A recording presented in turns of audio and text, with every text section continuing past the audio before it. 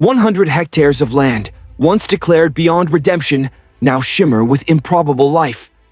Not in Maine, not in France, but in the blistering Sahel, where the air itself feels like fire, where maps once labeled entire regions of Burkina Faso as uninhabitable. For decades, the world wrote the nation off as a wasteland, a land destined to vanish under advancing sands. Yet in this desolate expanse, a young soldier turned president, Ibrahim Traoré, dared to gamble on the impossible. His weapons were not drones or billion-dollar contracts. They were straw, water, and fish. Against all odds, these fragile tools have begun to stitch life back into the desert. But here lies the question. Is this truly a turning point in the battle against climate collapse, or just a fragile miracle waiting to be erased by the next storm? The answer carries not only the survival of villages, but the dignity of an entire continent. Stay with us. This is not a headline. It is a call to witness Africa standing tall. Subscribe and stand beside the Sahel, because this fight is not about aid, but about sovereignty. Imagine standing at the edge of northern Burkina Faso in the year 2020. The horizon trembles with heat, the air lacerates like a whip, and the ground beneath your feet shifts as if it no longer recognizes the idea of roots. Entire villages had vanished in silence, not through war, but through thirst. Wells cracked open like empty graves. Families woke to find the earth no longer answering their seed. Cattle collapsed under the pitiless sun. By that year, international agencies declared nearly one-third of Burkina Faso zones of extinction, land no longer fit for human life. Maps painted in red told the people they were finished. Yet, at just 36, Ibrahim Traoré refused the funeral rites. He looked upon the Sahel not as a tomb, but as a battlefield. The enemy was not an army, but the desert itself, advancing grain by grain. And his chosen weapons? Straw, water, and fish, tools so humble that skeptics laughed aloud. But in villages scattered across the north, bundles of discarded stalks began to reappear, not in cooking fires, but stretched across dunes. Men, women, even children tied the straw into checkerboard grids, laying them down in perfect geometric patterns. From the sky, it looked like a strange game. On the ground, it was defense. Each square of straw slowed the wind, trapped moisture, and offered fragile seedlings a chance to cling to life. Within these lattices, acacia and moringa were planted, not for beauty, but for endurance. At first, they were barely visible against the sand. Then something remarkable happened. Shoots pushed through the dust, their roots holding where nothing had ever held. Villagers whispered of cooler air beneath the straw, of soil that no longer shifted beneath their steps. What had been barren only a season earlier began to host laughter as children played again. But Traoré and his government knew straw alone could not defeat thirst. The Sahel is not just dry, it is starving. Engineers were dispatched to study ancient aquifers deep beneath the surface. Using solar-powered pumps and community labor, they carved man-made ponds into the desert floor. Into these improbable lakes, they released tilapia fingerlings. Fish in the desert. It sounded absurd, almost comic. Yet within months, those ponds rippled with life. Solar panels powered oxygenation. Local youths were trained to manage pH, track oxygen, feed the stock. For the first time in living memory, families in Kahilian villages ate fresh fish caught from their own soil. Markets began to stir with baskets of tilapia. Soldiers on patrol were seen laying straw grids shoulder to shoulder with farmers. Women returned from exile in the cities, carrying seedlings to plant inside the straw squares. Families who had once spoken only of leaving now spoke of staying. This was not charity, it was sovereignty. The scale stunned observers. 100 hectares of land, once written off as lost, were now breathing. In Maine or France, 100 hectares of blueberries might symbolize abundance and continuity. In Burkina Faso, 100 hectares of straw, ponds, and tilapia symbolize defiance. They were not sweet, but they were survival. The whispers spread beyond the borders. Journalists came dusty and skeptical, only to leave astonished. Environmentalists called it a miracle in slow motion. Analysts muttered about sovereignty, a poor African nation daring to survive without permission. Through it all, Ibrahim Traoré kept his message simple. We either lead ourselves through the desert, or we disappear into it. But for every miracle, a shadow lingers. If 100 hectares can be reborn, what about 1,000? What about 10,000? Can straw and fish truly scale to an entire nation? Or is this fragile victory only a pause before the desert reclaims its due? And so the story turns, from the wonder of revival to the storm of doubt. Stay with me, because what came next forced even the fiercest skeptics to confront the impossible. For a time, hope seemed stronger than sand. Families were returning, markets thrived, and children splashed in ponds that should never have existed. But in the Sahel, hope is always tested. The test arrived not as wind, but as paper. Pages stamped with secrecy and marked with fear. In late 2024, a classified satellite report leaked into the public domain. Its contents were chilling. Analysts warned that over 40% of the newly reclaimed hectares risked collapse if a single rainy season failed. Even more alarming, climate models predicted a decade of droughts harsher than any yet recorded. The fragile miracle of Burkina Faso could, they said, be swallowed twice, first by despair, then by overconfidence. Worse still, a separate memo circulated among foreign policy circles painted an even darker picture. Should the ponds dry, hundreds of thousands would be forced into migration. Some would flood already fragile southern cities. Others would drift north into lawless zones, where armed groups waited with open arms. What had begun as ecological survival threatened to ignite famine and conflict on a continental scale.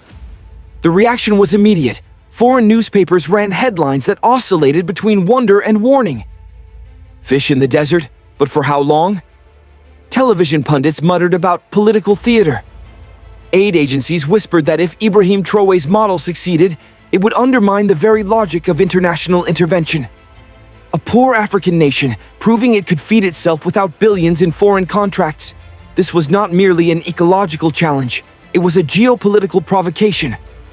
Inside Burkina Faso, the leak hit like a sandstorm. Villages that had begun to believe in permanence were shaken by doubt. A farmer in Yatenga province said with trembling voice, "If this fails, I have nowhere else to go." Mothers who had just resettled their children whispered about fleeing once again. The desert, it seemed, was preparing its revenge. And then, against the gathering fear, came data from the ground itself. Drone surveys revealed that inside the straw grids, soil temperatures ran an average of 5 degrees cooler than exposed terrain. That small difference meant life.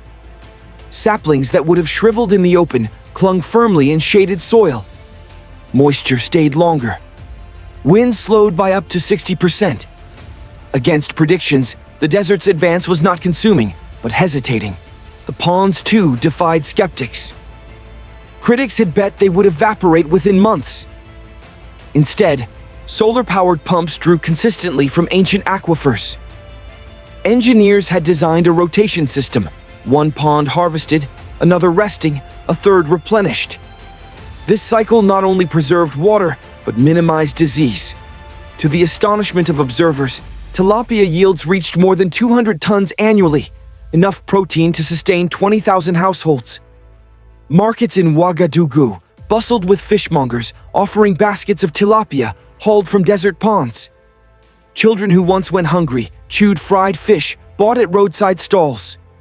Posters painted by schoolchildren showed tilapia leaping over dunes. What had begun as a desperate experiment was now a source of pride. International observers returned, this time less dismissive. A United Nations Environment Program field report cautiously called the model a scalable low-tech solution with measurable impact. Think tanks in West Africa described it as a grassroots green revolution. Even in Washington, quiet voices at development agencies flagged Burkina Faso as a case to watch. And beneath all these endorsements lay the uncomfortable truth. African agriculture was rewriting its own future without waiting for permission. But the debate did not die. Critics insisted the success was too fragile, too dependent on uncertain rainfall. Some accused Traoré of dressing ecological improvisation as statecraft. Others warned that even if it worked locally, scaling beyond 100 hectares would take decades the Sahel did not have. Yet within Burkina Faso, the momentum was undeniable. Local radio stations broadcast weekly competitions: which village had laid the most straw, which ponds had survived the season, which saplings had grown tallest. Soldiers on rest days worked alongside farmers, laying straw grids in perfect synchrony. Teachers who had once fled began returning to reopen schools. One villager put it simply: "Before, we waited for aid. Now, we wait for rain, and that is different." Still, a question lingered like dust at the horizon. Was this model truly durable? Or was it a fragile parable waiting for the desert's next storm? Could a miracle born in 100 hectares stand as national policy? Or would skeptics be proven right, and Burkina Faso's defiance become only a fleeting headline? The uncertainty was not only ecological, but political. And as doubts grew abroad, the real test was unfolding at home, in how the experiment reshaped everyday life, identity, and power. The Sahel's winds had long been symbols of exile. For decades, when the rains failed, families had no choice but to leave, scattering across borders or into precarious city slums. Yet the rise of straw grids and desert ponds began to reverse this script. Instead of departure, there was return. Families who had abandoned their homes years earlier packed belongings and traveled back. They did not return to charity handouts. They returned to tilapia ponds and seedlings waiting for their care. Markets felt the change almost overnight. In roadside stalls where only imported rice and dry goods had been sold, baskets of fresh fish appeared. Women carried tilapia wrapped in leaves, selling not only food, but dignity. Local cooperatives formed, producing fish feed and managing ponds. Income that once trickled only from migration remittances now came from the soil and water itself. A mother in Insum province summarized it with quiet pride. "This fed my children. That is the only proof I need." Education followed trade. Schools that had been shuttered due to depopulation reopened. Teachers returned from distant cities, answering a new demand: educate the next generation to protect what had been reclaimed.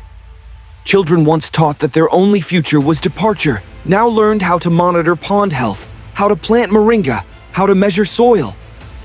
Straw and fish became not just tools of survival, but symbols painted in murals and sung in local songs. National security, too, was redefined. Soldiers who had once been tasked only with patrols joined villagers in laying straw grids and building ponds. Defense became indistinguishable from agriculture. A commander was quoted saying, "Every seedling that survives is one less reason for war." The blurring of lines between survival and security strengthened trust in a government long viewed with suspicion.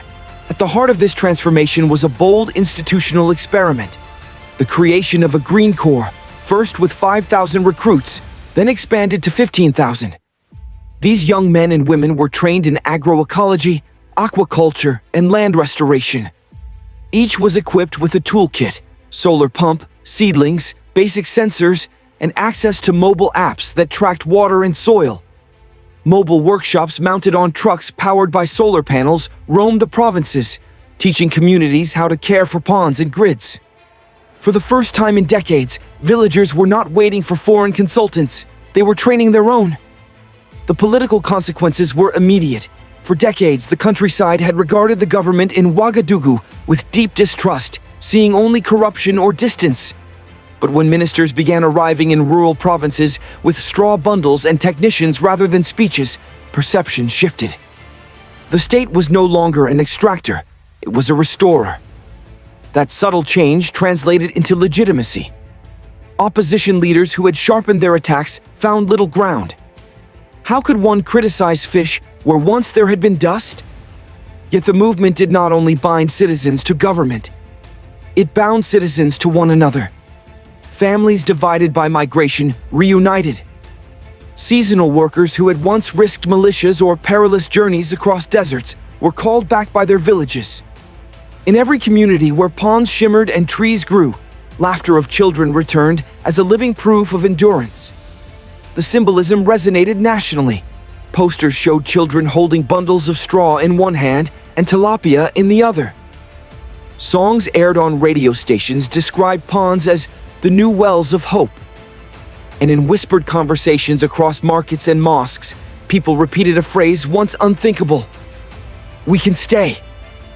It was more than a program. It was identity. It was proof that resilience could grow not from billion-dollar contracts, but from rags of straw and simple aquaculture. International observers labeled it many things: an ecological turnaround, a low-tech solution, a fragile miracle. Inside Burkina Faso, people called it simply life, but with new life came new questions. Scaling from 100 to 2,000 hectares was remarkable, yet the desert remained vast. Every year, thousands more hectares slipped away. Could the model grow as fast as the sand advanced? Could a nation long dismissed as dependent truly hold its ground with straw and fish? And what would happen when politics collided with climate once more? One villager posed it to a visiting journalist with blunt honesty. "Before, our choice was to leave or die. Now our choice is to fight or fail. Which do you think we will choose?" The stakes were no longer theoretical. They were personal. They were political. They were national. And the question for those watching abroad was equally urgent. If agricultural innovation, born in the Sahel, could restore dignity here, what excuse would the world have for inaction in its own fragile lands? And so the story expanded beyond local markets and reopened schools, reaching outwards to the gaze of neighbors and the scrutiny of foreign powers. What would the world see in Burkina Faso's defiance? And how would they respond? The desert does not recognize borders. Its advance in Burkina Faso is mirrored in Niger, Mali, and Chad. And so, when whispers of ponds and straw grids spread, delegations from neighboring states crossed quietly into Burkina Faso. They did not arrive with speeches. They arrived with notebooks, walking among geometric grids and touching saplings that should not have been alive. For decades, these countries had poured billions into international projects with foreign consultants and glossy reports, only to watch results dissolve into dust. Yet here, with little external funding, a poor nation had created something both humble and effective. The reactions abroad were swift and layered. Journalists from Paris, Berlin, and Washington filed stories that read like parables. Fish in the desert, the straw revolution. Environmentalists called it a miracle in slow motion. Think tanks debated whether this was an anomaly or a blueprint. A cautious report from the United Nations Environment Program praised the initiative as a scalable low-tech solution with measurable impact. Across Europe, analysts saw opportunity, but also unease. The success of Burkina Faso's model raised uncomfortable questions. If straw and ponds could slow the desert, why had billions in aid produced so little elsewhere? In West Africa, however, the narrative was different.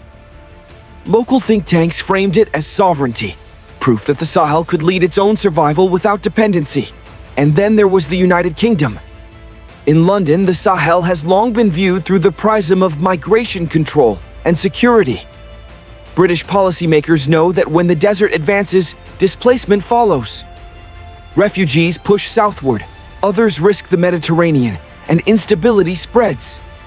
A fragile miracle in Burkina Faso was not only an ecological story, it was a geopolitical calculation.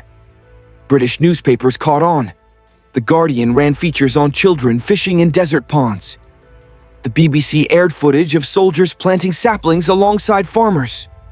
Foreign policy circles in Westminster debated whether supporting such projects might stabilize the region more effectively than conventional aid. For the Foreign Commonwealth and Development Office, FCDO, the question was strategic. Would investing in straw and fish be cheaper and more sustainable than funding endless humanitarian relief? Universities in the UK, from Sussex to Cambridge, began exploring partnerships. Agricultural researchers proposed joint studies linking Burkina Faso's methods to the broader Great Green Wall initiative. NGOs headquartered in London quietly lobbied for grants that would tie Britain's climate finance commitments to Sahelian resilience. Yet skepticism lingered. Some analysts warned that scaling such a fragile model could expose the UK to accusations of chasing symbolism over substance. Others feared that endorsing Burkina Faso's sovereignty-driven approach might undercut traditional aid frameworks on which Britain's influence partly rests. Still, the logic was clear. If the Sahel's poorest nation could regenerate its soil, Britain could hardly justify ignoring it. The stakes for London were therefore twofold: stabilizing a region tied to migration and terrorism concerns, and preserving credibility as a global climate actor. To stand aside risked irrelevance. To engage offered both moral leadership and strategic return. But the desert does not wait for policy debates. Every year, it moves. The question for Britain and for the world was stark. Would they see Burkina Faso as a fragile miracle destined to fail, or as a mirror reflecting what resilience could mean everywhere? Because just beyond the Sahel, the future of sovereignty, aid, and climate survival is being rewritten. The next move will decide whether the world listens or whether the sand swallows the chance. 100 hectares reclaimed is a victory. 2,000 hectares expanded is a triumph. Yet against the endless horizon of the Sahel, these numbers remain fragile sparks in a vast sea of sand. The true test lies not in what has already been saved, but in what can yet be defended. For Burkina Faso, the path ahead divides into two possibilities. On one side lies growth. If ponds multiply and straw grids expand, entire provinces could be stabilized. Families once fractured by migration could rebuild. New industries could rise around aquaculture and reforestation. Even tourism, eco-villages, and desert regeneration sites has been whispered as a future economy. On this path, survival transforms into sovereignty, and sovereignty into dignity. On the other side lies collapse.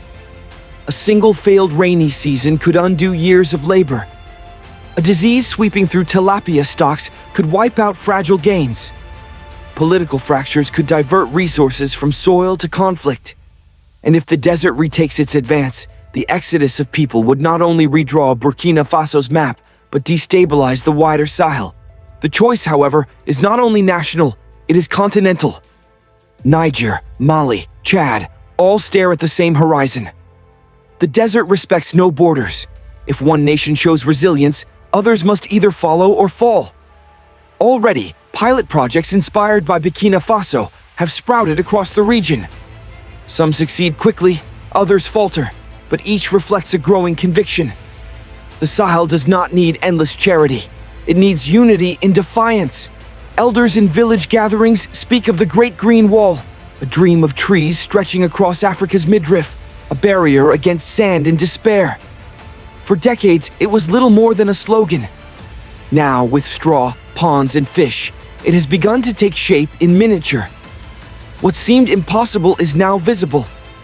The question is whether Africa will scale it before the sands consume the chance. For older generations, the symbolism is profound. They remember when leaving was destiny, when their children vanished northward to uncertain futures. To them, seeing grandchildren feed tilapia in desert ponds is not just nutrition, it is justice. It is proof that dignity can grow even in dust. The coming decade will decide everything. Will the continent treat Burkina Faso's fragile miracle as an isolated experiment, or as a model to be adapted, replicated, and strengthened? Will unity prevail over dependency? And will the world respect Africa's solutions not as curiosities, but as contributions to the global fight for survival? Because the desert waits for no one. Either Sahelian nations move faster than the sand, or they will be buried beneath it. And just ahead lies the final question. What does this fragile miracle mean for the future of us all? The desert was supposed to win. Every map, every forecast, every foreign report declared that Burkina Faso would shrink, not grow, that its people would scatter, not return. Yet here we are.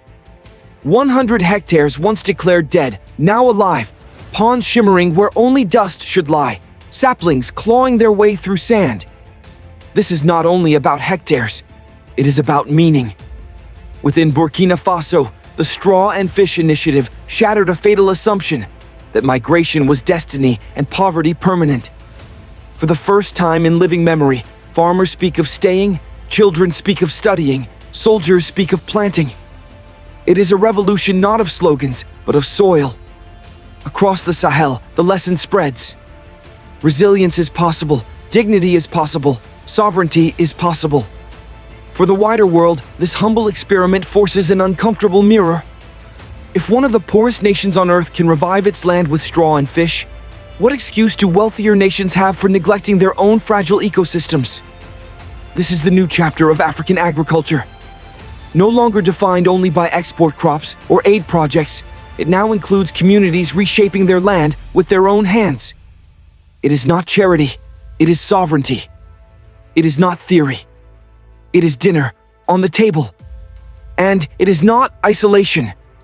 It is an invitation to learn. Because agricultural innovation does not always emerge from billion-dollar laboratories. Sometimes it rises from villages armed with nothing more than straw bundles, solar pumps, and courage. The future remains uncertain. One failed rainy season could still undo progress. One political fracture could still open the door to despair. But uncertainty does not erase achievement. For families reunited, for schools reopened, for fishmongers in the desert selling food once thought impossible, hope has already become tangible. The desert has not surrendered, but it has been slowed. And in that slowing lies proof that even the harshest landscapes can bend to human will. The question now is ours to answer. Will we learn from this fragile miracle, or will we let it vanish into sand? If this story stirs something in your chest, do not just scroll past. Like, share, and speak up. Subscribe, because Africa's future must no longer be whispered. It must be declared aloud. Comment with your conviction. New Africa. Africa rise. It's time for Africa. Let the world see that this story is not the end, but the beginning.